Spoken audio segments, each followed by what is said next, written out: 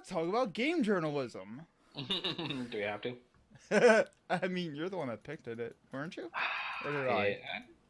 I think we kind of both came up with it. I think we kind of talked about some, kind of shared some article, and both of us kind of rolling our eyes and going, yeah, I did a blog post about that. Hey, everyone, check out Sai's blog. Dun, dun, dun. Dun, dun, dun, dun, dun. There you go. There's a link. It works, okay? But yeah, so so we were talking about, and to kind of like spoiler alert, games journalism is terrible. That's basically my thesis. I mean, like, being a game developer, I kind of simultaneously like really want game journalism to be good, but have the experience of seeing like really bad game journalism. Right, And it's just you've seen the nature of it.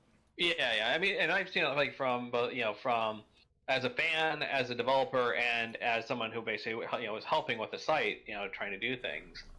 Mm-hmm. And so,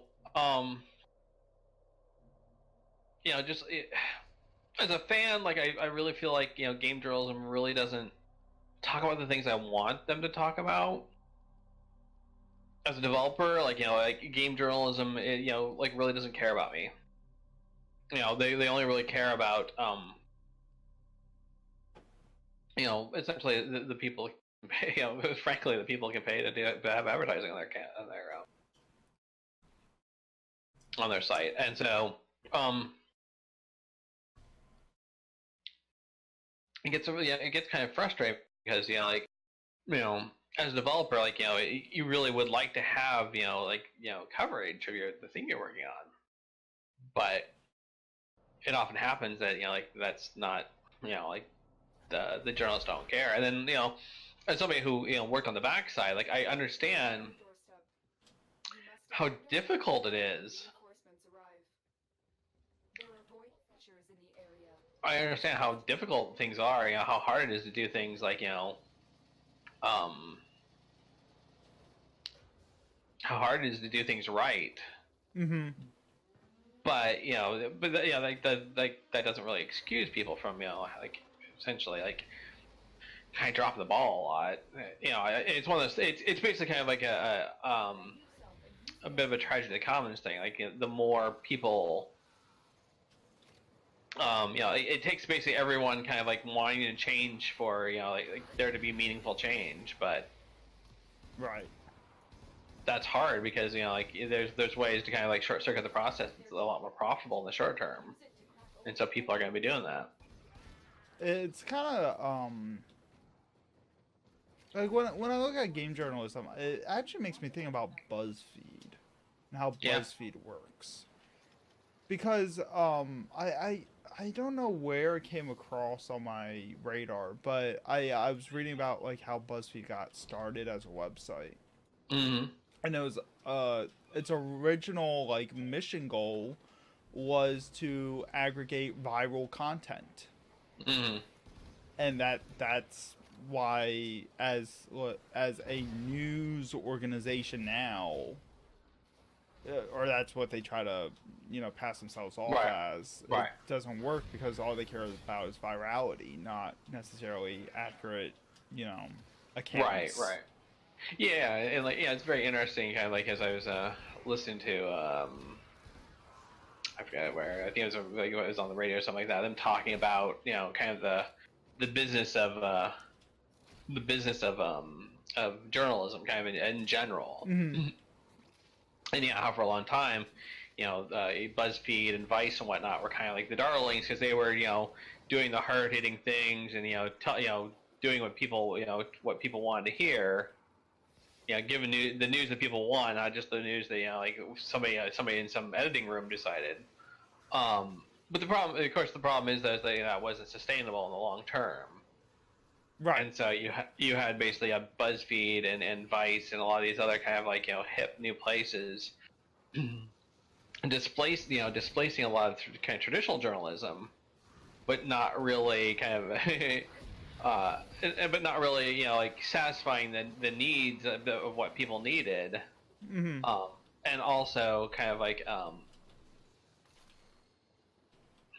uh, also kind of a kind of hurting things in the long term as well. And I think like this applies to games journalism because like it's I mean, there's a lot of sins you can kind of pile up in games journalism, and again, I'm not saying like every single game journalism is a terrible person or whatnot. I'm just kind of talking in very broad terms. I think like anybody's going to be honest with themselves would probably kind of agree with a lot of this, but I can list a couple. right. Um, and so yeah, like well, in particular, I think one of the big problems we run into is that this idea of like anybody can kind of do journalism. Mm-hmm. Like, it's just about writing a story, and in games in particular, kind of the manifestation of this is sites will basically get fans to write articles on the cheap. Right. And sure, maybe someone has a journalism degree or something like that. Sure, But credentials are not required. Right, exactly. And like I know this, personally, like I was, like I said, I helped write for a friend's website, and I like to think I'm a little more informed than the average person since being a developer and whatnot. But like, I'm not gonna say I'm a journalist. I deserve that title or anything like that. But like the reality of it is basically like this is and it kind of mirrors the game industry as a whole as well, where the game industry kind of like just uses fresh-faced kids as the bulk of their development army. Mm-hmm. And they really don't care about the individual developers. They'll churn through them, because there's an endless source of 23-year-olds. You work on a game, you bust your ass, you get fired right at the end, so you don't get your bonuses and royalties that you were promised. Well, that's nice. You can shake your little fist and stomp your little feet, but like the reality is that we can just really easily replace you. Right, and that's almost like a standard practice at this point, isn't it? Right. Oh my goodness. You're welcome. Thank you.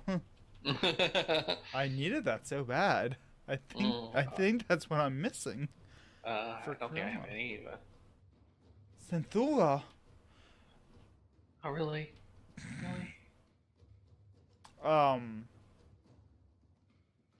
But yeah, and so like so you get kind of like this attitude of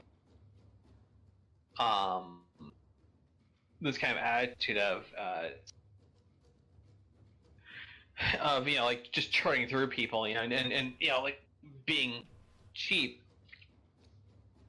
is more important than being quality. It's kind of like the old statement, fast, good, or cheap. Pick two.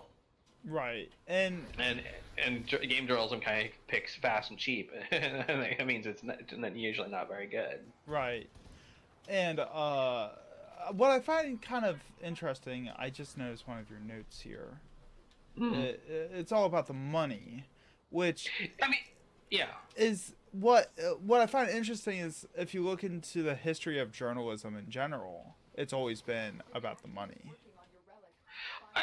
I would argue, maybe this is romanticized in the past a bit, but I don't think it's always been about the money. I think that yes, newspapers have always been a business, but I think I think that was the job of the editors, I guess I would say, to make the money, whereas like the job of the journalist was to basically keep their job and basically do the best they could. I wonder if Waffles is dying so much. That's so weird. Maybe he's hitting the electric vibrator. He's unlocked. You little bastard. Anyways, well, I mean, I could go into like the history of journalism because I actually took a course on it at one point. Oh, yeah, go ahead. Well, it came up in one of my history classes at one point. Where like the I forget what the term was, but it was like a yellow papers, I think, was an original term for newspapers in the whatever era. I can't think of it off the top of my head. I want to say the 1800s. Mm-hmm. Where they'd have kids on corners just kind of trying to shout out headlines, right? Mm-hmm. And that would be how they would get their audience. And so like they would basically just make up headlines that would get people's attention. They'd hear it and then want to buy the paper to read the story, and it'd just be some crap story. It was the earliest form of clickbait, huh? Yeah, exactly. And then subscription-based marketing came out in the say 1900s. I could be off with my dates. I'm not saying I'm the most accurate person. I wasn't actually expecting to bring this up at any point in my life. Remember, we're professionals, ladies and gentlemen. I know. But when the subscription-based marketing started coming out, then they were able to start catering their stories more for more quality in theory. But then it just turned into catering their stories for whatever their audience wanted to read about. And that's how you get like the bipartisan, news coverage of like modern CNN versus Fox. Right. Because now they're just pandering to what their audience wants to hear. Right. Like I said, these things are businesses. I mean, this is the same thing I kind of say about game companies in general. Like we can talk about, Valve or Blizzard in warm and fuzzy terms, but at the end of the day, they're companies and they want to make money, and that's what they exist for.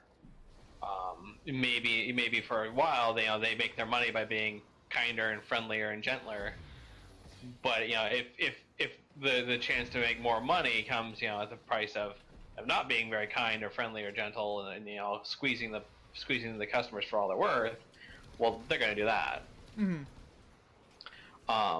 That's just the nature kind of modern capitalism and businesses in our era, and game sites and whatnot are no different. Yeah. Yes, having journalists as fans kind of helps them kind of understand the topic, but that doesn't necessarily mean that they're essentially they're any more better trained or any better in a better position than pretty much anybody else to basically go and talk about these issues.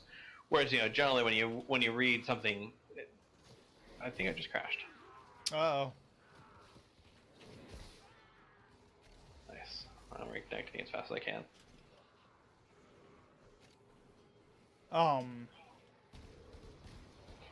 But yeah, it's like the idea that they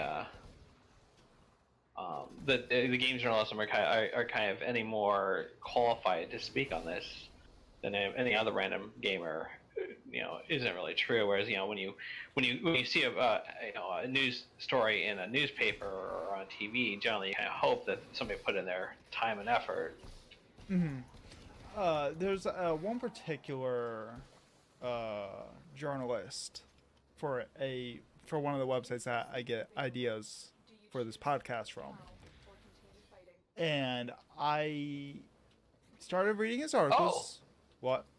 I got the Chroma Prime chassis blueprint in my mail.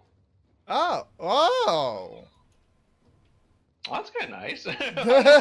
let's take a moment to talk about how nice this is. Because it used to be like when you crash, no, you lose everything. Yeah, right. That's crazy. Well, yeah, no, it's nice. So let me know when you're done. Go ahead and invite me. Yeah, I mean, you can see my screen, so. I guess. Wow. My only friend won't even want. No. Let's not get carried away here. We're associates, really. We're business partners. We're just here to make money. Oh God, what am I doing with my life? None of this can go in this. Oh my God, so much editing to be done. So Dejara basically said in the in the comments here, basically the same problems a lot of political journalism has, where they're scared to lose access to the critical. And yeah, like that's another issue is that the way games journalism is funded is essentially through ads from game companies. And that's absolutely a huge issue. Like where again, you're looking at costs and minimizing costs, where you have these game sites that basically rely on free product.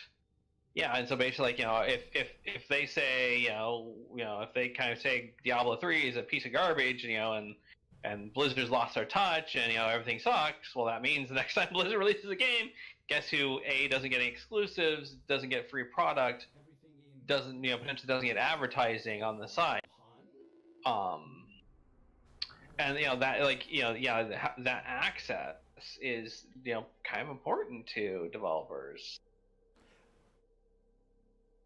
Right, and that's why like smaller indie games, like some of the websites will have a specific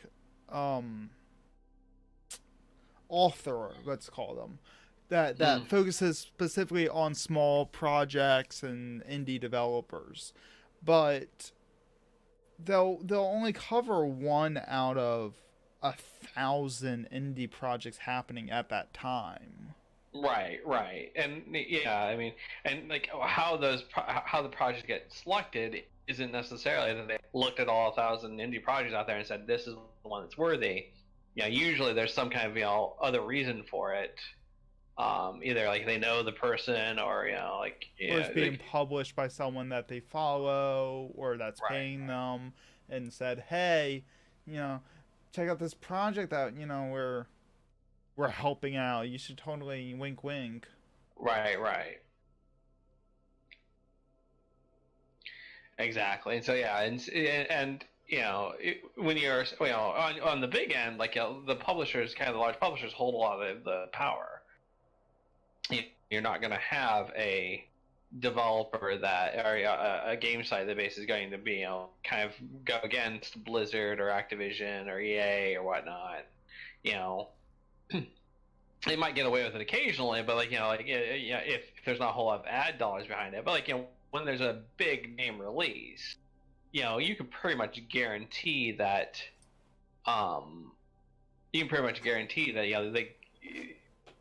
the best thing you can say is they'll maybe damn it faint praise. They'll say, well, it could be better, but it's still gonna score. And this is one of the reasons why when you look at game review scores, if it's out of some score out of 10, like 7 out of 10 is pretty fucking terrible. 8 out of 10 means it's probably a decent game. 9 out of 10 is like, no, it's probably a pretty solid game. 10 out of 10 is like, it's probably a good game, but right. There's no guarantee. I hate the scoring expectations for things like even like Rotten Tomatoes for film. I already mentioned we're gonna talk about film stuff too, right. But like Rotten Tomatoes, like has such a just weird scoring system for everything.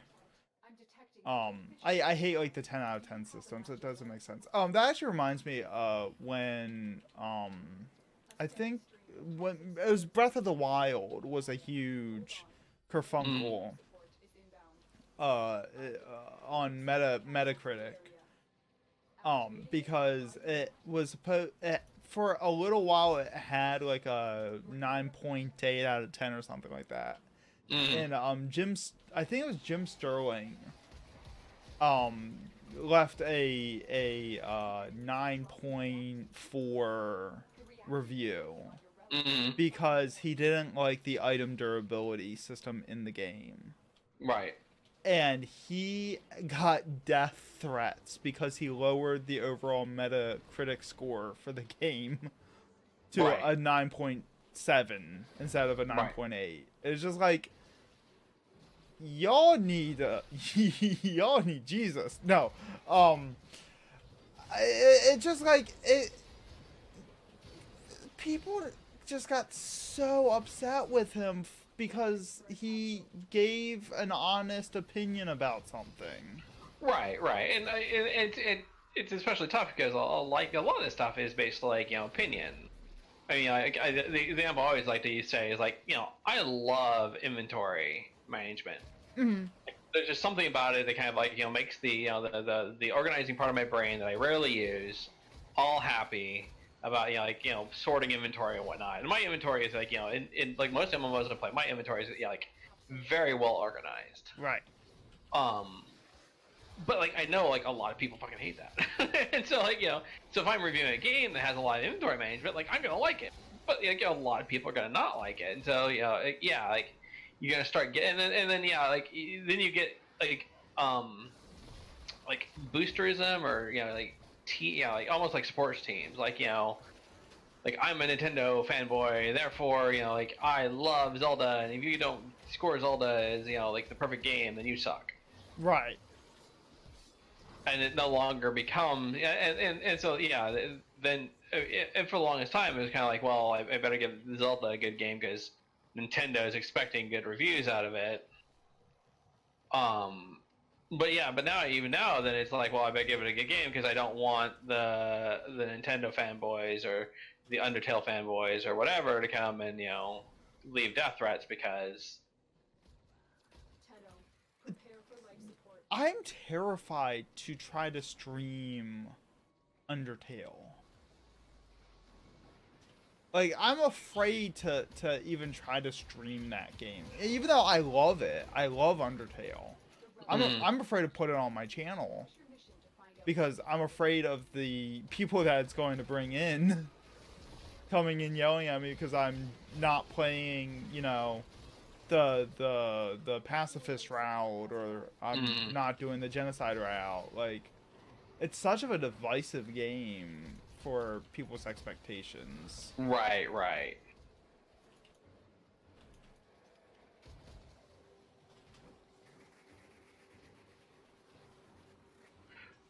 Right, and so so like you not only for game journalism, not only do you have to kind of like deal with the publishers, now you have to deal with the fans, like scorned fans. And it's like like this, it makes it really hard to kind of have someone willing to give their objective, not objective opinion, I mean their subjective opinion, but like like give it an honest review. Like there's all this expectation built up that this has to be, you better say that latest Zelda is the best thing ever, or yeah, and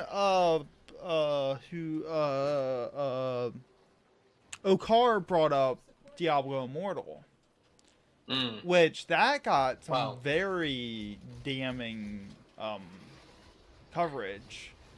Yeah, I mean that was like it was almost like a little bit of a Rorschach test about like like what do you see in it. Like a lot of developers that like I follow on Twitter or whatnot were like very indignant about the idea that people would get upset at a mobile game, and they were just like, but mobile games sell so well, and they get and it's like, yeah, but like like BlizzCon isn't for the the soccer mom casual mobile Candy player, Crush player, yeah. Right. I mean, like, yeah, like, sure, like, I think it's dumb for them to, if people kind of got up in arms about, Blizzard making any mobile games, going, oh, you guys can't make mobile games. But I think the bigger issue is, like, they took, they basically kind of, like, presented this as a major, presented this as a major announcement at BlizzCon. When it really should have been a side project. Right. But that's the crux of Blizzard, is that they're so good at hyping things up and promoting things that I don't think they necessarily know when to dial it back sometimes. Right. I think they're just too good at what they do for their own good sometimes, in my opinion. I mean, marketing is marketing, and and so obviously, like part of marketing is is reaching the right audience. And I think that's kind of what Diablo Immortal showed, is that like they were reaching exactly the wrong audience, and like a lot of people were kind of reading into that because they were like, the Blizzard of Eld would never have made that kind of mistake. Right. They never would, like, they would have recognized, oh, this is the hardcore PC, Diablo people here. They want a hardcore PC announcement, not, hey, we're totally cashing in on mobile on the Chinese market. Go. Woo! But like I said, like a lot of my developers I follow, like on Twitter and social media and stuff like that, friends and people I know were like, entitled gamers, blah blah blah. And was the reaction appropriate? No, people, I would say like people maybe were kind of like a little more obnoxious than they needed to be about their actions. But I think on the flip side, it was very tone deaf of Blizzard not really understanding, like their audience, that they really should understand a lot better right. at this point. I mean, they've had so much time with this audience. I mean, there's no mystery on who's following them. Oh, and who's buying tickets to BlizzCon? I mean, like, right. And and like I said, like I'm not gonna disagree, and I'm not gonna say that I'm not gonna say that like mobile games aren't a huge market and aren't like worthy for companies to pursue. I'm gonna say, like, if you have a big hardcore fan fest, maybe this isn't the time for you to announce that you're dedicating significant resources to this thing and expect everybody to just love it.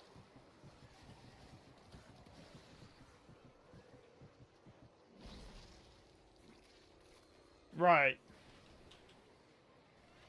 And so why am I getting notifications? I don't know anymore. Another life support capsule. So that'll lead us into a segue that we can start with in a little bit after we take a breather. To talk about why people become journalists. I think would be a good place to go next. Yeah. Well, I mean, I think that's kind of there's an obvious progression here. If you pick people that are fans of games and they're interested in the making of games and everything about games, well, what would the goals of somebody who in that type of position be? Right. So I don't think it. We can talk about that in a minute. Yeah. I'm gonna. Okay. So, for anyone that's